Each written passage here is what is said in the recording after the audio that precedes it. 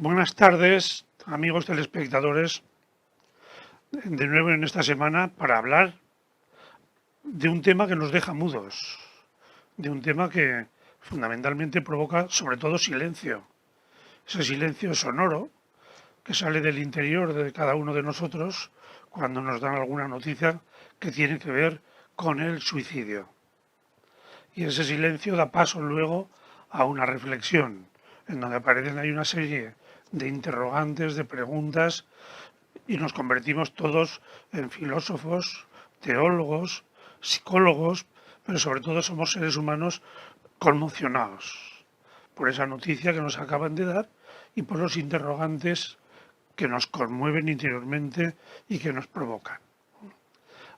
Para hablar y reflexionar sobre ese silencio, qué significa el suicidio, pues tenemos con nosotros a alguien que es experta precisamente en el trato con personas que lo han intentado o que están en riesgo de poder. Ella tiene mucha experiencia en esta relación y hoy hablaremos no con el sentido morboso de quien quiere curiosear, sino más bien con el sentido interrogador y preocupado precisamente por esa conmoción sentimental profunda de quien siente el sufrimiento de la pérdida de un ser querido o de alguien a quien conocía y sobre todo siente también el dolor de una familia que queda desgarrada por algo tan tremendo. Pues para hablar tenemos a Isabel Irigoyen Recalde, psiquiatra en en el Hospital Clínico de Zaragoza, y coordinadora de un departamento que la DGA, la Diputación General de Aragón, ha organizado en torno precisamente a este tema.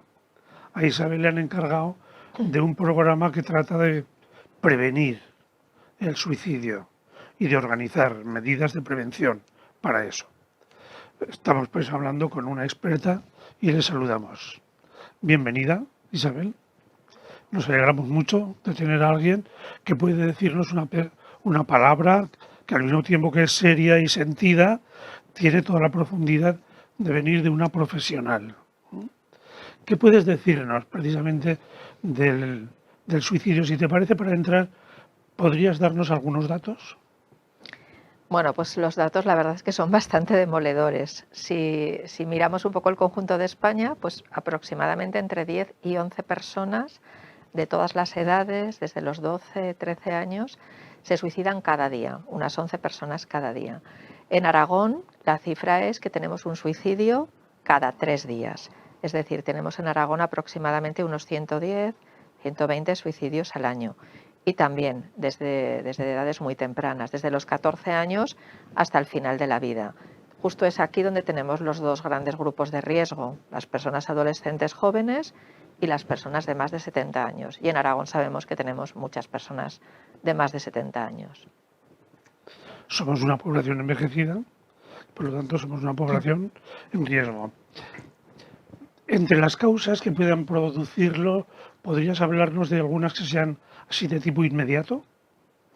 Bueno, en realidad siempre decimos que el suicidio no tiene una sola causa. Es un fenómeno muy complejo que tiene que ver con muchos aspectos, ¿no? A veces de la persona, de sus valores, de su cultura, de que pueda tener una enfermedad, sea mental o sea física, que también conlleve un malestar, un sufrimiento. Y lo que ocurre es que muchas veces lo que se ve como causas en realidad son los desencadenantes o precipitantes, ¿no? Una situación que en un momento dado ha hecho mella en una persona que ya estaba en una situación de vulnerabilidad por los motivos, lo que hemos dicho, por los múltiples motivos que puede haber, pero que eso que ha ocurrido, ese hecho, en ese momento ha podido precipitar la toma de la decisión de no aguanto más, no soporto más esta vida, tengo un sufrimiento insoportable y opto por terminar con ella. O sea que no son tanto causas a veces como desencadenantes. O sea, hay unos desencadenantes inmediatos, pero ¿hay algún entorno así como más general, más profundo, que pueda también influir, de tipo cultural, de tipo religioso, de tipo familiar, genético? Bueno, pues lo que sabemos es que aproximadamente el 90% de las personas que se suicidan tienen una enfermedad mental, o sea, tienen un trastorno mental. y sobre todo es la depresión. La depresión es la que causa 1 de cada 2 muertes por suicidio. Hay una serie de factores que pueden ser protectores incluso en personas que pueden estar en riesgo, y uno de ellos, curiosamente, es la religión. La religión e incluso la espiritualidad, un poco más allá que la religión. Entonces hay estudios que nos dicen claramente que las personas que tienen una espiritualidad potente, unos valores en este sentido, se suicidan menos. Y ahí también hay diferencias incluso entre las distintas religiones. Si comparamos, por ejemplo, judíos, protestantes y católicos, se suicidan mucho menos los judíos, después los protestantes y por último los católicos. O sea que la religión en un momento dado puede conllevar lo que digo, ¿no? Algo de protección. Sabemos que el suicidio se da en todas las capas sociales, o sea, el que pertenezcas a un estrato socioeconómico o cultural no tiene tanta influencia.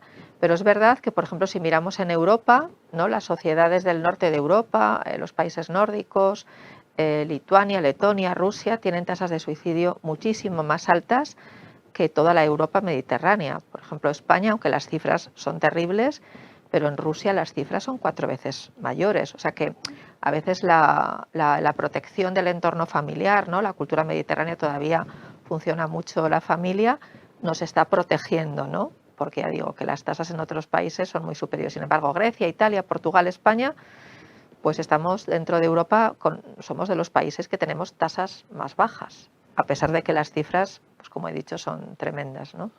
O sea que entre los factores así de tipo no inmediato, sino más general, entra la cultura, por ejemplo, entra la religión, me dices. De la religión me has dicho que de las 3 así más frecuentes entre nosotros, los judíos se suicidan menos, los protestantes un poco más, pero menos, y los que más, los católicos. Sí, dentro de esas 3, efectivamente, sí, que son un poco las que tenemos más en nuestro entorno, ¿no? ¿Y tendría algo que ver la educación, por ejemplo, que culpabiliza? Claro, el tema de la culpa es muy importante, ¿no? Pero la culpa se puede ver desde distintos puntos de vista. Desde el punto de vista religioso, pues la culpa está asociada a un castigo, ¿no? Entonces eso, en un momento dado, puede actuar como un factor de freno. Luego está la culpa en personas que a lo mejor no son tan espirituales o tan religiosas, que tiene más que ver pues con paradigmas familiares, ¿no? Con la educación que han podido recibir en la familia, con cosas que se les han ido inculcando. Y otras veces la culpa está desprovista de todo eso y tiene que ver con la personalidad, sobre todo personas que son pues muy obsesivas, muy rumiativas, que le dan muchas vueltas a las cosas, que tienden un poco a culpabilizarse si las cosas no están perfectas, si las cosas no salen de la manera y el modo que ellos creen y en el tiempo que ellos creen. Pues ese tipo de personas, aunque no tengan ninguno de los otros factores, ya en sí mismo puede ser también otro elemento que aparezca. No he nombrado antes, pero uno de los elementos más importantes en cuanto a factores de riesgo, por así decirlo, del suicidio es el género. Los varones se suicidan 3 veces más que las mujeres. Es algo que, bueno, llama mucho la atención y tiene mucho que ver también con cómo se nos educa a las mujeres y a los varones en cuanto a la expresión de nuestras emociones, la expresión de nuestros sentimientos. Las mujeres generalmente canalizamos más, tenemos menos dificultad, no nos sentimos tan débiles, ¿no? Entre comillas, comunicando que estamos mal o llorando, y eso da opción a que el otro lo vea y el otro pueda brindarnos ayuda o acompañarnos a recibir ayuda. Sin embargo, los varones muchas veces llevan pues este sufrimiento pues por el estado de ánimo, por lo que sea en solitario, y entonces el entorno a lo mejor no se ha dado tanta cuenta, o si se da cuenta, bueno, como es un varón y parece que hablar de esto puede estar mal visto, ¿no? Se pasa por alto, y ese es uno de los motivos que pensamos por los que los varones se suicidan más, porque en realidad las mujeres se deprimen más que los varones y sin embargo los varones son los que acaban consumando más el suicidio. Es interesante esto que dices, porque si entre los factores generales y las causas así más diluidas, pero que condicionan el entorno y que están camufladas luego en los sistemas educativos, tanto familiares como escolares como religiosos. Entonces está el tema de la culpabilización para, por lo menos ya que estamos en un ámbito de una asociación católica, si me permites, voy a hacer hincapié en el riesgo que significa precisamente la educación religiosa y el cuidado que debemos tener en evitar la culpabilización. O traducido, si me permites, hay muchas personas que han sido educadas en un Dios juez. Y esa imagen del Dios juez es culpabilizadora. Todo lo contrario del mensaje del Evangelio. Que la imagen del Dios Padre es una imagen de liberación, de libertad, de no culpabilización, como diría San Pablo, pero que sin embargo nosotros en determinados momentos de la historia hemos insistido mucho, quizá más que por mensaje religioso, por responsabilidad de una sociedad que necesitaba orden, que necesitaba justicia, y le hemos achacado a Dios ese papel, ¿no?, justificador de unas cosas que no nos corresponden.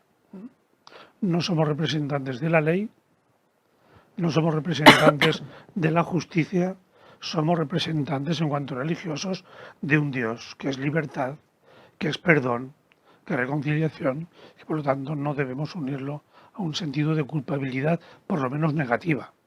Puede haber otro sentido de culpa positiva que nos ayuda a crecer, ¿no?, y superarnos. Y luego hay otro elemento, el de la psicología. Efectivamente, os deprimís más las mujeres y sin embargo salís de ella mejor que nosotros, parece ser, ¿no?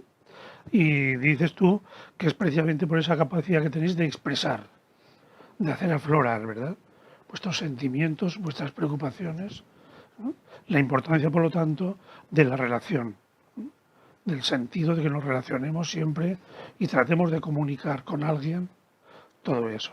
Sí, la mujer tiene menos pudor, ¿no?, para manifestar sus emociones, lo que he dicho, incluso el llanto, ¿no? El llanto los varones muchas veces lo reprimen. El otro día me decía un paciente que él lloraba, pero lloraba siempre sin que le viera nadie, ¿no? Porque claro, eso puede suponer debilidad, poca masculinidad, ¿no?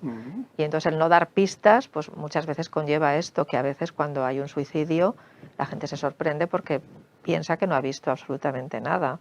Pero el malestar estaba muy interiorizado, estaba muy llevado en solitario y eso es muy, la verdad es que es muy triste, ¿no? El no poder expresar de tal manera que, bueno, pues puedas recibir el consuelo o el apoyo de alguien.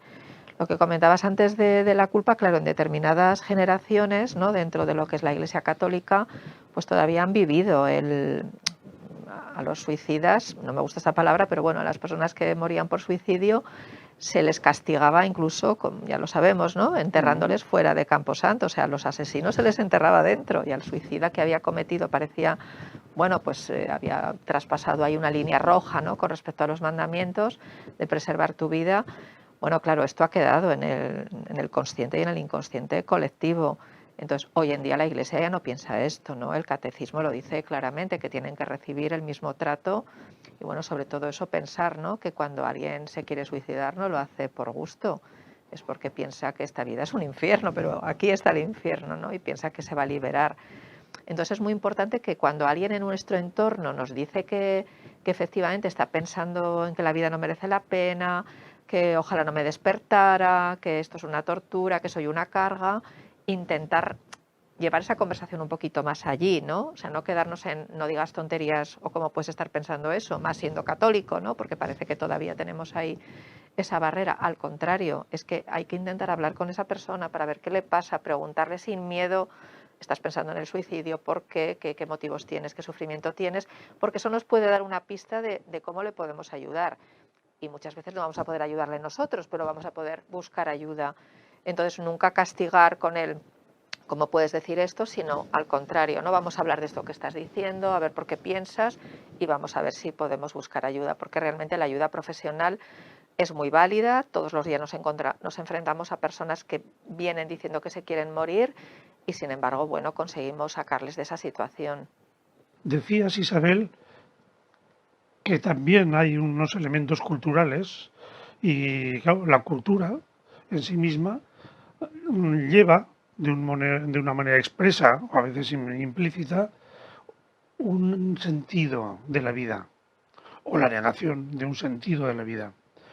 Sobre todo pensando en los jóvenes, esto puede ser muy importante para ellos, el que la vida tenga claramente un sentido y un proyecto o que no lo tenga. Bueno, el tema de los jóvenes, claro, lo que ocurre es que se pasa por una época, sobre todo ya al final de la adolescencia, al principio de la juventud, en el que cada vez más lo que vemos que cuenta y prima a nivel cultural, es el aquí y ahora. Entonces, están como muy en ese momento, tienen como poca capacidad en general de ver la proyección, ¿no? Con lo cual, cosas importantes que puedan pasar en ese aquí y ahora, que nos han pasado a todos y que a todos nos van a pasar, pues pueden ser vividas en esos momentos como catastróficas, ¿no? Como que, esto no lo puedo soportar, parece que ese sufrimiento o ese malestar que tienen en ese momento concreto parece que vaya a durar eternamente. Entonces, por ese sentido de la inmediatez de las cosas, es por lo que tienen precisamente riesgo, ¿no? Porque es más fácil que aparezca en esos momentos una toma de decisión más impulsiva, del de esto no lo puedo soportar, con menos capacidad a lo mejor para hacer una proyección. Y sin embargo, en las personas mayores, claro, existe esa proyección, ¿no?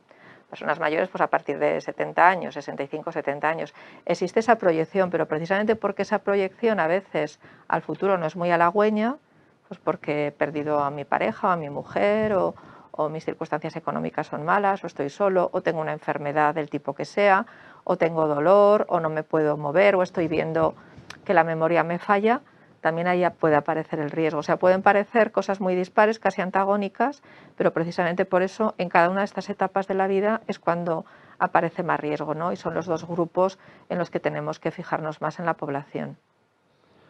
Tú insistías también en que generalmente se dan unas señales de alerta.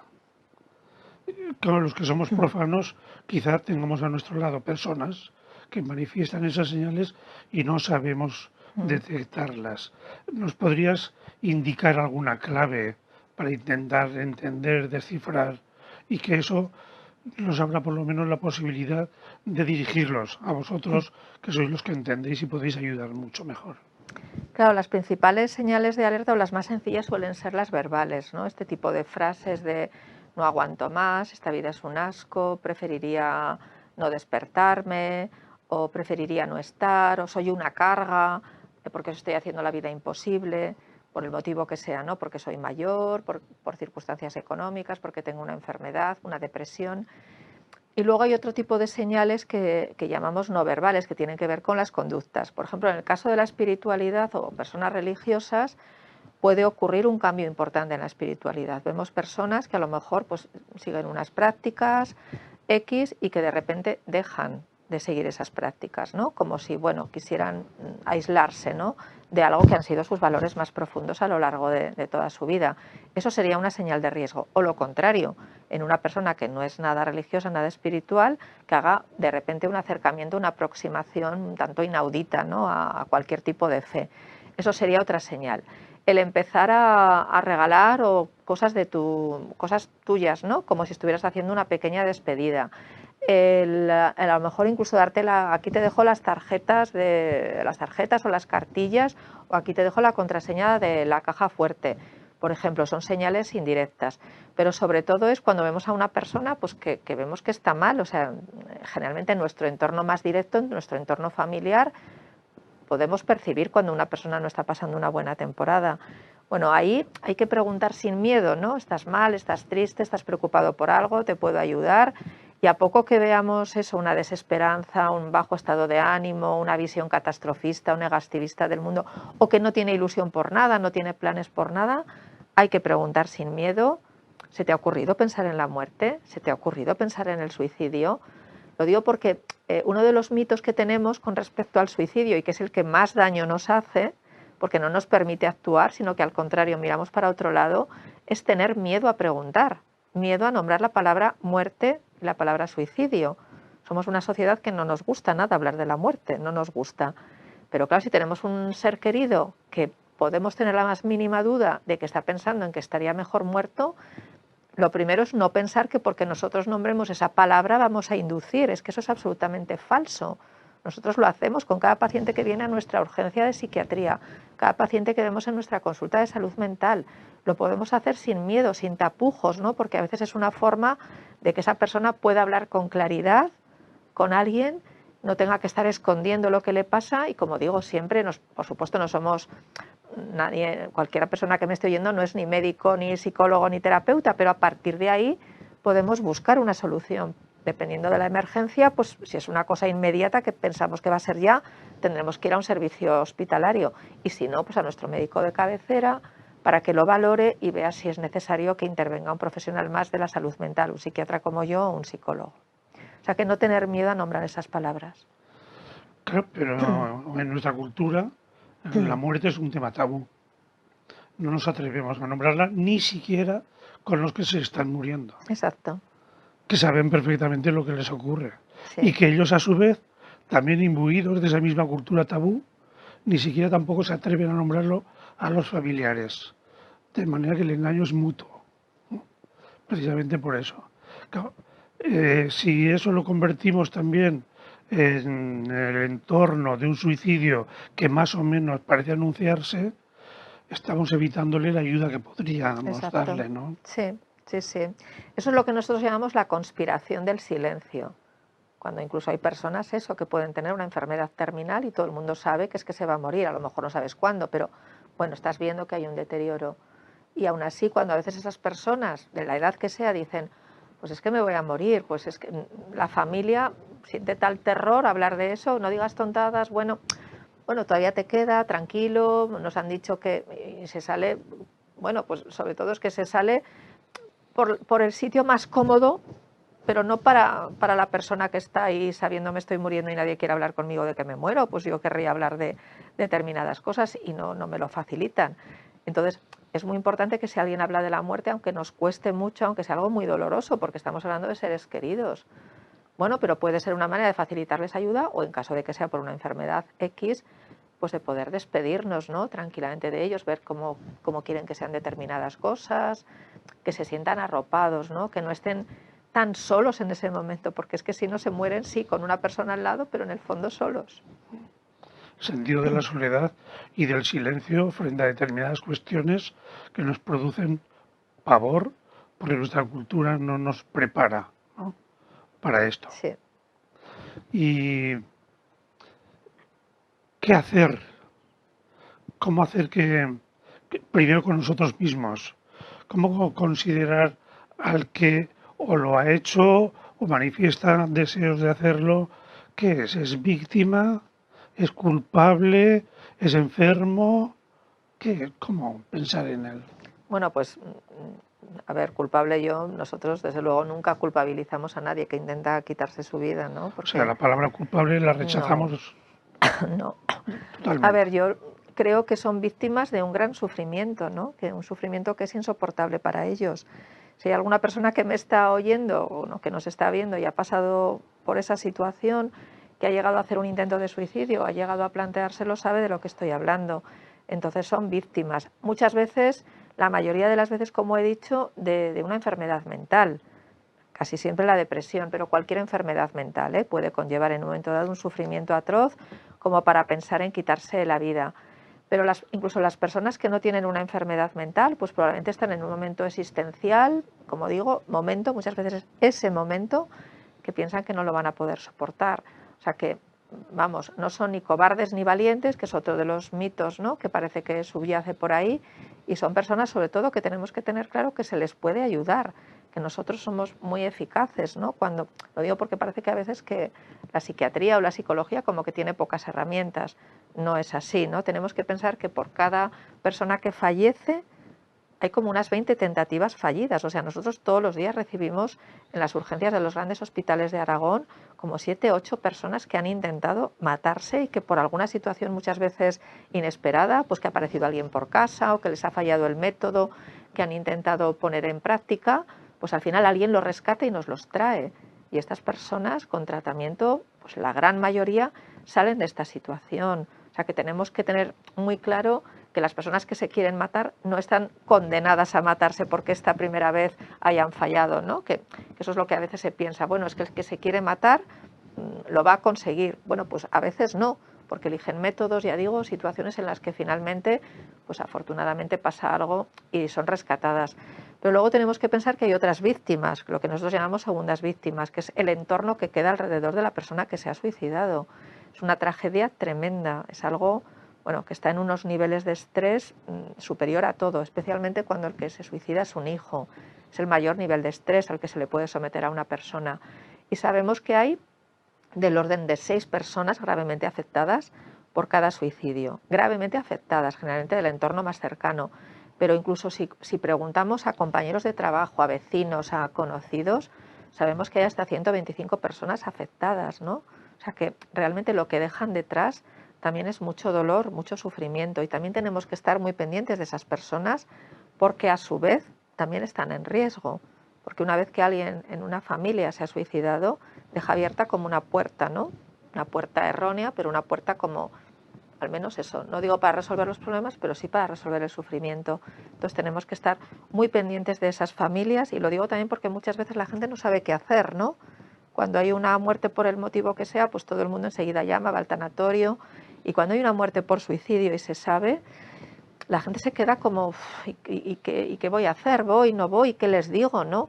Entonces no hace falta decir nada, o sea, el mero hecho de ir al tanatorio, al funeral, o de pasarte por su casa a dar 2 besos y estoy aquí para lo que necesites. No hace falta ni decir ni preguntar, ¿no? A veces las preguntas pueden ser muy dolorosas, pero estar ahí, ¿no? Haciendo compañía, eso ya te dice que esa persona, bueno, entiende el sufrimiento que tú también tienes como familia. Y lo digo porque muchas familias nos dicen que después hay personas a las que no quieren volver a ver, porque no se han pasado por el tanatorio, no se han pasado, o les han hecho preguntas que a veces han podido llegar incluso a culpabilizarlas. Entonces, acompañar, estar, pero bueno, eso sí, en silencio, no hace falta hacer mucho más. ¿Os sentís solos alguna vez? ¿Sentís esa soledad de que en una sociedad que oculta la muerte, oculta sobre todo el suicidio, en la lucha contra él, estáis solo determinadas personas que por profesión le hacéis frente, mientras la sociedad da la espalda, a veces por sentido de impotencia, a veces simplemente porque no le gusta o por comodidad, pero otras veces también por no saber qué hacer? ¿Necesitaríais de alguna manera sentir la cercanía de una sociedad que os acompaña en ese esfuerzo? Bueno, esto es que tradicionalmente ha sido así, o sea, no se ha querido hablar del suicidio en ningún lado, ni en las familias, ni la administración, ni nadie hablaba del suicidio, ¿no? Era un tema tabú, o sea, era el tabú fundamental de nuestra sociedad, el suicidio. Entonces, claro, lo que intentamos en los últimos años es poner en valor esto. Primero decir, tenemos un problema, tenemos un serio problema que se puede prevenir, o sea, que sabemos que hay herramientas para prevenir.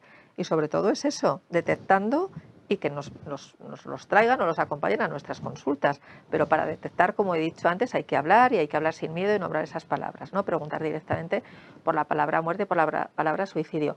Y luego tenemos que hacer una labor pues como la que estamos haciendo aquí, ¿no? En los medios de comunicación, pues sin ningún tipo de tapujo, poder hablar, igual en la radio, en la televisión, en la prensa, enseñar a nuestros niños y adolescentes sobre todo cómo pueden cuidar su salud mental, porque sabemos cómo cuidar nuestros dientes, sabemos cómo cuidar nuestra alimentación, que tenemos que hacer ejercicio físico, o sea, sabemos una serie de cosas, ¿no?, que poco a poco se nos han ido inculcando desde la administración sanitaria para el cuidado del cuerpo, pero para el cuidado de la mente, claro, si tenemos una mente más fortalecida, es más fácil que podamos hacer frente a las distintas adversidades que vamos a tener todos en la vida. O sea, porque no se trata de que no tengamos de protegernos frente a ellas, no. Se trata de que cuando tengamos alguna situación que sea adversa, que nos conlleve un malestar, un sufrimiento, una angustia, lo que sea, tengamos herramientas personales para poder acometer eso de la mejor manera posible y hasta donde llegan. Y si no llegan, entonces ya probablemente podemos necesitar algún tipo de ayuda especializada. Pero hay muy poca formación en salud mental en las escuelas, en nuestros adolescentes, que luego van a ser los jóvenes, que luego van a ser los padres, que luego... Entonces tenemos que empezar por ahí. Y dentro de esa formación tenemos que poder hablar a los niños de la muerte y del suicidio, porque tenemos a veces experiencias dramáticas de suicidio hasta en niños de 9, 10 años, no precisamente en Aragón, pero las hemos tenido cerca. Entonces hacer campaña, hablar, pero hablar de esta manera, de lo que no sirve de nada, es decir, fulanito hizo esto en tal sitio y de esta manera se mató. Con eso no conseguimos nada, son noticias, bueno, que podríamos llamar morbosas, ¿no? Cada vez que hay un suicidio, se puede hablar de ese suicidio, pero diciendo que detrás seguramente hay un sufrimiento, y si hay un sufrimiento hay un malestar que se podía haber hecho. Esa es una forma correcta de hablar del suicidio. Para hablar del método, está claro que eso no ayuda a nada, al contrario, incita y puede facilitar en un momento dado que una persona incluso piense, bueno, pues mira, yo hago lo mismo. O sea que tenemos mucho por hacer y lo que estamos haciendo aquí en estos momentos pues es buena muestra de ello. En nuestra sociedad hoy hay agrupaciones y asociaciones en defensa y en promoción de todo. Ligas antitabaco, sociedades de protección de animales, campañas para favorecer la práctica del deporte, de la lectura, de muchísimas cosas. ¿Hay o se podrían hacer algún tipo de asociación que os acompañe a vosotros en esta tarea de prevenir?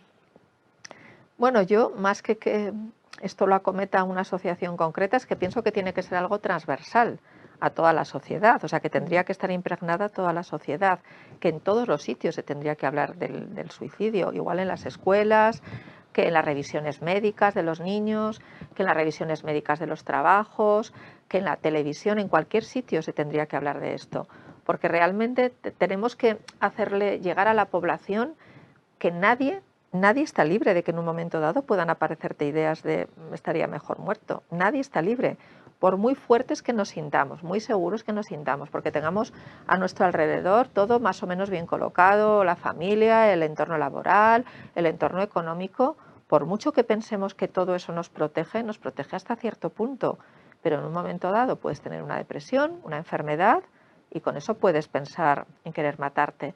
Es decir, que creo que hay que impregnar toda la sociedad. Por eso la estrategia que estamos haciendo desde el suicidio en Aragón, para la prevención del suicidio en Aragón, pretende un poco eso, llegar a muchísimos campos, ¿no? Para que, bueno, después de tantos años de silencio, después de tantos años de tabú, no cueste tanto hablar de esto y sobre todo, bueno, ¿qué es lo que podemos hacer cada vez que nos vemos en una situación de riesgo? O sea que yo invito a todo el mundo, me da igual una entidad que otra, a que pueda, ¿no?, trabajar estos temas y hablarlos con todas las personas que participen en esa entidad. O sea, hacer del suicidio un tema de conversación cotidiano. Que pueda estar allí siempre, que se pueda hablar, que se pueda con tranquilidad y sobre todo que se pueda utilizar esos conocimientos para que en un momento dado puedas hacer una aproximación a una persona que veas que está mal. Y desde esa normalización de ir surgiendo actitudes personales y sentido también de agrupación para tratar de, ¿no? Claro, si conseguimos eso, pues igual que cuando tú tienes una molestia del tipo X, pues sabes que tienes que ir al médico X, pues quizás si estoy pensando en esto, pues es que tengo que ir al médico porque igual estoy enfermo, igual se me puede ayudar. En el mismo sentido. Muy bien. ¿Y qué cosas concretas nos dirías, así por darle un sentido práctico, qué nos aconsejarías? Pues tenemos que cuidar nuestra salud mental. ¿Y cómo se hace eso, no? Pues hay una buena parte, el cuerpo y la mente no van por separado, entonces está muy bien eso, que cuidemos nuestro cuerpo con ejercicio físico, con una buena alimentación, pero luego en el plano más concreto de la salud mental es muy importante que tengamos buenas relaciones personales, que tratemos de huir de lo que se llama en estos momentos relaciones tóxicas, o sea, aquellas personas que a lo mejor no nos hacen ningún bien, pues tenemos que intentar ponerles a raya, que nos sintamos acompañados. El círculo social es fundamental por muchos motivos, ¿no? Todos cuando hacemos cosas en compañía, en general las disfrutamos más y además lo que hemos comentado, con un buen entorno en el que haya pues es una buena relación, afecto, es más fácil que ahí podamos detectar o nos pueden ayudar a detectar si estamos bien o estamos mal. Y luego hay una serie de aspectos que tienen que ver, pues bueno, con intentar no ser tan perfeccionistas en el día a día, bajar nuestro nivel de exigencia, tratar de embarcarnos en objetivos o en metas que puedan tener que ver con aportar algo a la colectividad, ser solidarios, ser voluntarios, por ejemplo, ser voluntarios en cualquier tipo de asociación. Hay voluntariado con animales, otros en el banco de alimentos, otros con personas mayores, otros con niños, cualquier tipo de voluntariado. O sea, aunque pensamos que nosotros estamos aportando mediante el voluntariado, en realidad el voluntariado nos aporta también mucho a nosotros. Eso es una muy buena fuente de salud mental. O sea, que todas estas cosas en el fondo nos ayudan eso, a estar más estables, a angustiarnos menos con las pequeñas cosas del día a día que a lo mejor tendríamos que saber priorizarlas, ¿no? Todos sabemos que cuando pasa algo gordo, nos pasa algo gordo, de repente vemos que estas cosas no eran tan importantes y cuánto mal me daba por ellas, ¿no? Pues saber poner las cosas en su justa medida y un poquito estos comentarios que he hecho, ¿no? De hacer algo por los demás y rodearnos de un buen entorno afectivo social y a lo mejor, bueno, pues poner límites a aquellas personas que a lo mejor sabemos que no nos hacen tanto bien, todo eso nos ayuda, aparte de, por supuesto, como he dicho antes, también el intentar no consumir tóxicos, ¿no? Porque los tóxicos es uno de los factores de riesgo, ¿no? El alcohol, las drogas de cualquier tipo es uno de los factores de riesgo, ¿no? Entonces, el llevar una vida saludable en este sentido también nos ayuda a cuidar nuestra salud mental. No sé si de esta manera te he dado alguna pista. Sí, sí, y yo resaltaría sobre esto último que nos has dicho de alcohol y drogas, que sobre todo entre los jóvenes hay bastantes casos que si existía algún riesgo, esto lo acentúa mucho más. Lo acentúa mucho, Mm. efectivamente. Oímos palabras bonitas. La vida es bella. Y a veces confundimos la belleza de la vida con la facilidad de la vida o la comodidad. Intentamos hacer que la vida tenga su nivel de bienestar. No siempre lo consigue. Y tengamos un bienestar o no, siempre la vida es difícil. Y siempre es tarea dura. Y eso nos lo recordamos pocas veces. Convendría también, ¿verdad? Bueno, Educar, pues por está lo bien menos, esto que comentas, porque es verdad que vivimos en una sociedad muy de la imagen, ¿no? Y entonces están todas estas personas, los youtubers, los instagramers, ¿no? Que venden una vida idílica detrás, de que parece que están perfectos y estupendos desde primera de la mañana a última. Claro, todo eso sabemos que es absolutamente falso, ¿no? Incluso hay muchas personas de estas que luego acaban con graves riesgos, ¿no? De depresión, de suicidio, por estar todo el día tan expuestos a esta sensación de felicidad permanente, ¿no? Y esto lamentablemente es otro factor de riesgo porque nuestros jóvenes están como muy pendientes, ¿no? De su imagen, de cómo proyectan su imagen en el exterior. Entonces, efectivamente, pues la vida tiene sus momentos, sobre todo grises, ¿no? De mayor o menor intensidad. Hay momentos que serán más de color rosa, que son los menos, y negros, que son los menos. Movernos en una escala de grises forma parte de la normalidad y pretender lo contrario, pues muchas veces puede conllevar esto, frustración, sufrimiento, malestar. Es algo que hay que intentar, pues eso, llevar a su justa medida. pues muchas gracias, Isabel. Hemos pasado un rato muy agradable, muy interesante, intenso, porque intenso es el tema, y pavoroso, poco pavoroso también, por las secuelas que deja y el sufrimiento que produce. Pero también este final que hemos puesto, si me permites, yo lo voy a repetir con palabras que en el entorno nuestro repetimos con mucha frecuencia, pero no siempre lo entendemos bien. Para la Biblia, la vida es un éxodo, es decir, es una salida hacia la libertad, pero es un caminar por las tierras duras y áridas del desierto. El cielo vendrá en el futuro. De momento nos toca caminar por esta tierra que es dura, difícil, sin perder la esperanza, claro. Y con el amor solidario de ayudarnos unos a otros a caminar juntos. Pues con nuestro agradecimiento, Isabel, pues a todos buenas tardes de nuevo. Gracias.